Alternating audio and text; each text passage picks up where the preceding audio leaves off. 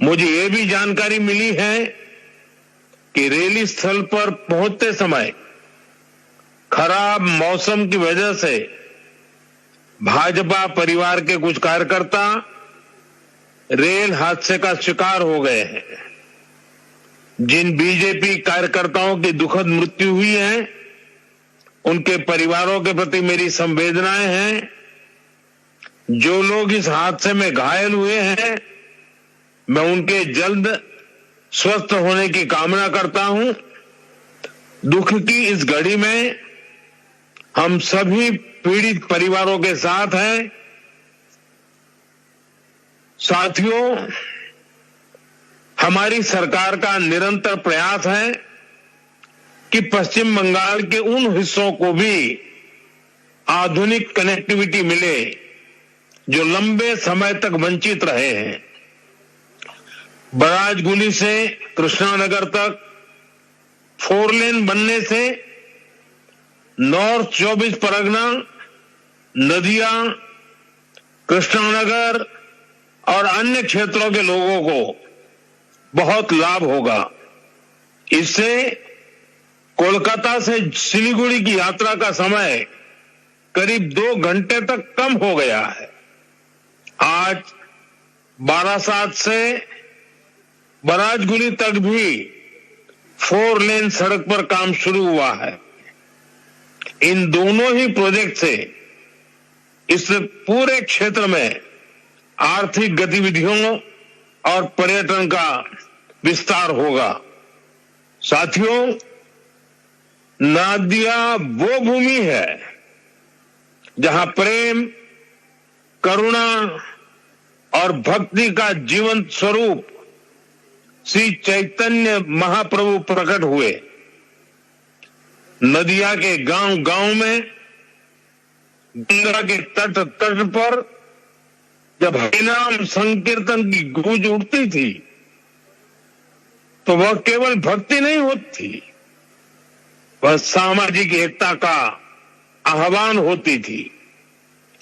हरिनाम दिए जोगोत माताले, आमार एकला निताई। यह भावना आज भी यहां की मिट्टी में, यहां के हवा पानी में और यहां के जनमन में जीवित है। साथियों, समाज कल्याण के इस भाव को हमारे मतुआ समाज ने भी हमेशा आगे बढ़ाया है। श्री हरिचांद ठाकुर ने हमें कर्म का मर्म दिखाया। श्री गुरुचांद ठाकुर ने कलम थमाई और बोरोमा ने अपना मातृत्व बरसाया। इन सभी महान संतानों को भी मैं नमन करता हूं। साथियों, बंगाल ने, बांग्ला भाषा ने भारत के इतिहास, भारत की संस्कृति को निरंतर समृद्ध किया है। वंदे मातरम ऐसा ही एक श्रेष्ठ योगदान है। वंदे मातरम के 150 वर्ष पूरे होने का उत्सव पूरा देश मना रहा है। हाल में ही भारत की संसद ने वंदे मातरम का गौरवगान किया। पश्चिम बंगाल की यह धरती वंदे मातरम के अमर गान की भूमि है।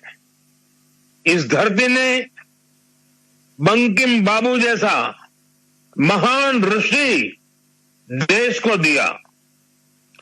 ऋषि बंकिम बाबू ने गुलाम भारत में वंदे मातरम के जरिए नई चेतना पैदा की।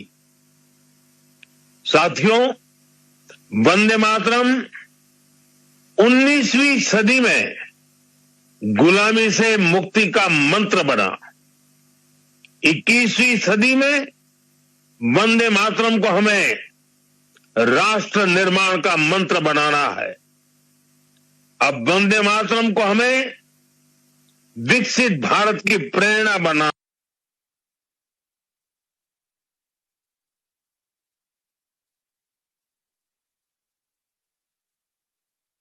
सामर्थ्य बढ़े, आप सब भाई बहनों का सामर्थ्य बढ़े। मैं आपको एक उदाहरण देता हूं। कुछ समय पहले हमने जीएसटी का बचत उत्सव मनाया।